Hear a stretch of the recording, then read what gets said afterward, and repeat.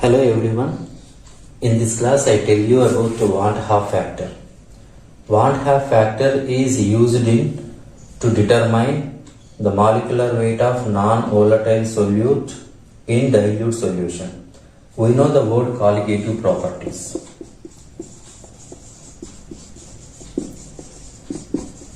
Colligative properties means the properties which depends only on the number of particles present in the solution.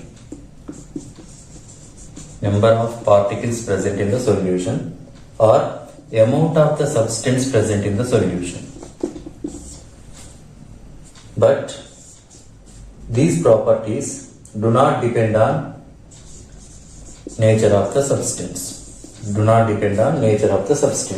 These properties are said to be colligative properties. What colligative properties we have? We have relative lowering of vapor pressure, elevation of boiling point, depression in freezing point, and osmosis. These are colligative properties. By using these colligative properties, we can determine the molecular weight of non-volatile solute present in dilute solution. In the determination of molecular weight, sometimes abnormality happened. Molecular weight, calculated molecular weight differs with theoretical molecular weight. In order to avoid that confusion, want-half gave a factor. That factor is said to be want-half factor, which was represented by I. That is want-half factor. See why abnormality in molecular weight happens. I will tell you that one. Sometimes when we add a non-volatile solute to a dilute solution, it may sometimes what happen? Ionizes, like A plus B minus. Number of particles here increases. This is called a dissociation of an electrolyte. Due to dissociation of an electrolyte, molecular weight of substance is changed. And sometimes what happen? Association also takes place. Number of particles on association decreases. So, colligative properties are depends on number of particles. We add one particle, but it form in the solution two particles. We add two particles to the solution, but ultimately in the solution it converted into or it associated into one substance. That's why number of particles are changed. Then what happened? Molecular weight is also changed. Colligative property is also changed. So in order to avoid that confusion, want-half gave a factor. That factor is said to be want-half factor. So I is equals to, here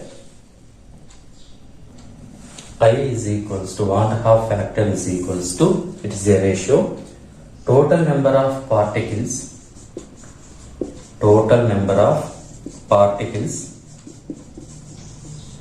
after dissociation or association.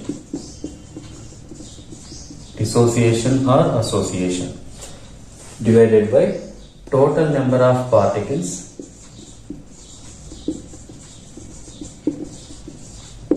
before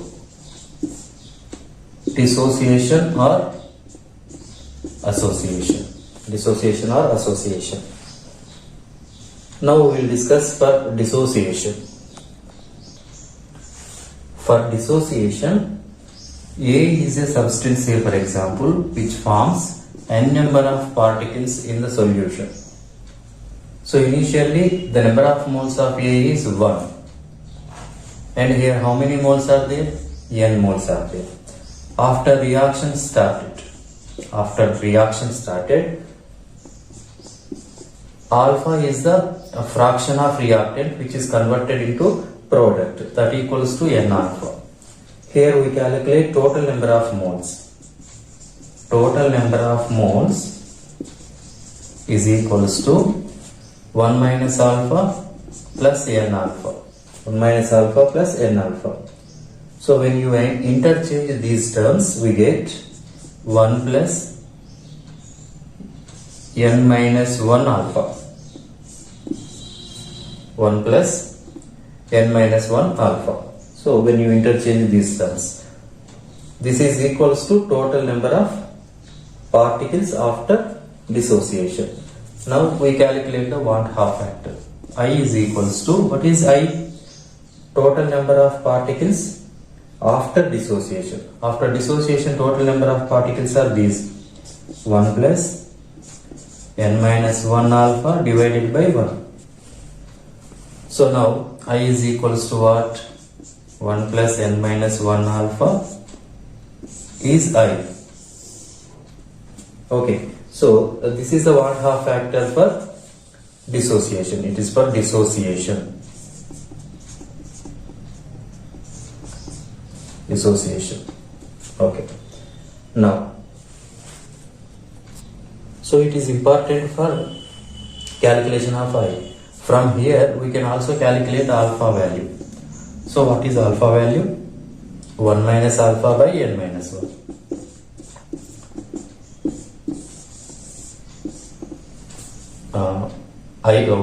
I minus 1 by, sorry, here I minus 1 by n minus 1. So it is the calculation of alpha from 1/2 factor. Okay, now, so I will take two cases in the case of dissociation. Now for strong electrolyte, we take two cases. For strong electrolytes. Strong electrolytes mean the electrolytes which undergo 100% ionization at higher concentration. There is no effect of dilution on it, on extent of ionization of strong electrolyte. So here 100% ionization takes place. What is alpha value? 100% ionized, we have taken 100, initially 100 moles or 100 parts. We will get 1. Alpha is equals to 1 here. When we substitute in I, what is I for this dissociation? 1 plus n minus 1 alpha. So just we substitute alpha is equals to 1. So I is equals to 1 plus n minus 1 into 1. I is equals to 1 plus 1n minus 1. So plus 1 minus 1. What will we get? I is equals to n. That means I value depends on n. What is n value? That will be the I value for this. Say for example, for strong electrolytes, n equals to number of ions. Number of ions. Say for example, see students, here I am saying a simple trick. Example, HCl. What is 1/2 factor for HCl? How many ions it forms? 1H plus and 1Cl minus. Number of ions are 2 here, then I value also 2. Number of ions are 2 upon ionization. So what is 1/2 factor? 2. Because n is equals to I equals to n for strong electrolyte. For H2SO4, it ionizes as 2H plus SO4 minus 2. 2 plus 1 ion. Total n value is 3 here. I value also 3 for sulfuric acid. And strong acids, these are strong bases, NaOH or KOH. K plus OH minus. I value is 2 for this. Barium hydroxide. For barium hydroxide, after ionization, Ba plus 2, 2 OH minus ions. 1 plus 2, 3. I value is 3 for this. And all types of salts which are formed by strong acid and strong bases. Say for example, K2SO4, potassium sulfate. I value is 3. 2K plus and SO4 minus 2 ions are formed. For NaCl, I factor is 2. Aluminium sulfate. So 2 plus 3 simply 5. and potassium ferrocyanide. Here 4 plus 1 part. High value is 5 for this. And this is for strong electrolyte. Now for weak electrolyte. Here example for weak electrolytes are weak acids such as acetic acid and HCl, hydrogen cyanide, and weak bases. Example ammonium hydroxide and ammonia. See, in dissociation is I value is always greater than 1. Why? Because upon dissociation what happened, number of particles increases, so that I is greater than 1 for dissociation, whether it is weak electrolyte or strong electrolyte. See, we will prove it. I am telling a question here. Find the Van 't Hoff factor for 10% acetic acid. 10% acetic acid. Find the Van 't Hoff factor for 10% acetic acid. See, what is alpha for this? 10 by 100, right? 0.1 is alpha. So what is I value for dissociation? As I tell you, 1 plus n minus 1 alpha. Alpha value is 0.1. So 1 plus n minus 1 into 0.1, right? Now, number of ions, how many number of ions are formed upon ionization of acetic acid? 2 ions. See, acetic acid, when undergoes ionization, H plus and acetate ion both are formed. So here number of ions are 2. Just we substitute here. 1 plus 2 minus 1 into 0.1. 1 plus 2 minus 1 is 1. 1 into 0.1, 0.1. Finally 1.1 is the answer. So I value is greater than 1 for dissociation, irrespective of the nature of electrolyte, means weak or strong electrolyte. Now we will see the case 2 for association, right? See, next one is association. For association,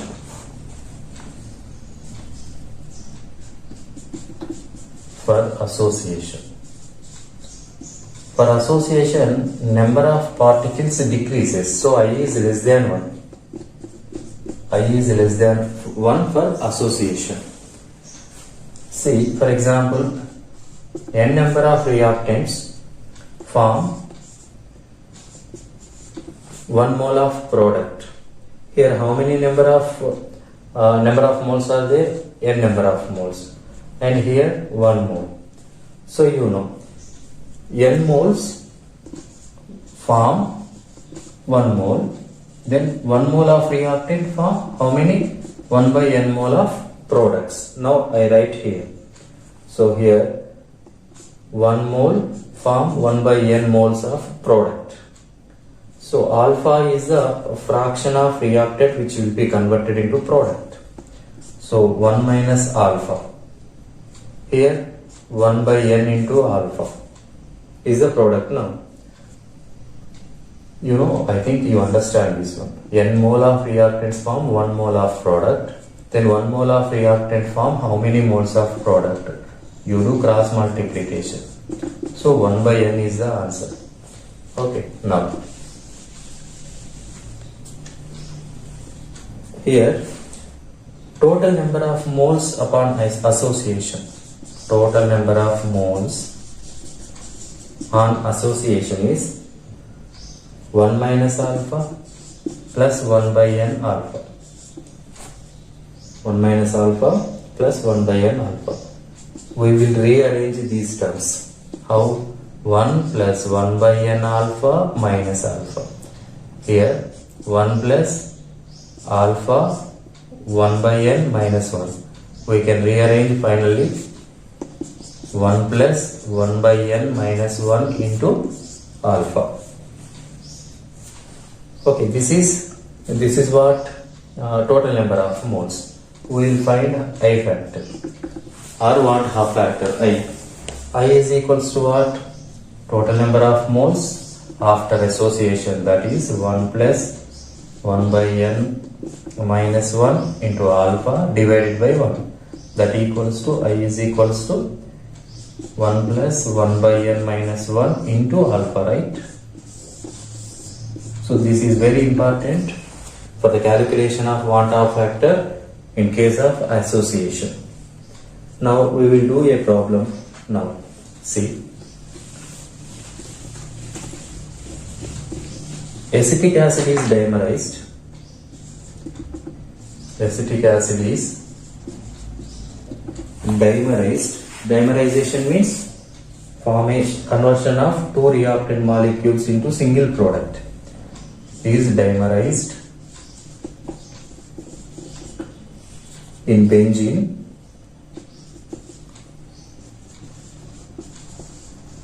up to 10%. Question is find want-half factor. Now, dimerization means formation of single product from two reactants, same reactants. Acetic acid, 2 moles of acetic acid forms 1 mole of dimer. Now want-half factor for this is 1 plus 1 by n minus 1 into alpha, right? So what is 1 by n for this? N is what? Number of moles, right? N is what? Number of moles. Number of ions which are formed, or number of moles which are formed. Here two what you call here 2 moles of acetic acid form 1 mole of dimer. 1 mole of acetic acid fragment is how much? 1 by 2. So here 1 by n is nothing but 1 by 2 here. And what is alpha? 10%. 10 by 100, that equals to 0.1. So I is equals to 1 plus 1 by 2 minus 1 into 0.1, right? Now 1 by 2 minus 1 means minus 0.5 into 0.1, that equals to 1 minus 0.05, that equals to 0.95. So I value is less than 1 for association. Okay, this is the want-half factor. Finally, I will explain the summary of want-half factor. See, the summary of want-half factor is for dissociation. I value is 1 plus n minus 1 into alpha. I value is always greater than 1 for dissociation. And the second one is for association. I is equals to 1 plus just 1 by n you take to alpha. I value is less than 1 for association. And for non-electrolytes, non-electrolytes do not form neither undergo dissociation nor association. Neither dissociation nor association. It do not undergo any association and dissociation. For this, I value is 1. I value is 1 for non-electrolytes like glucose and sucrose, urea. For these, I value is 1. So this is, students, this is about want-half factor. Thank you very much.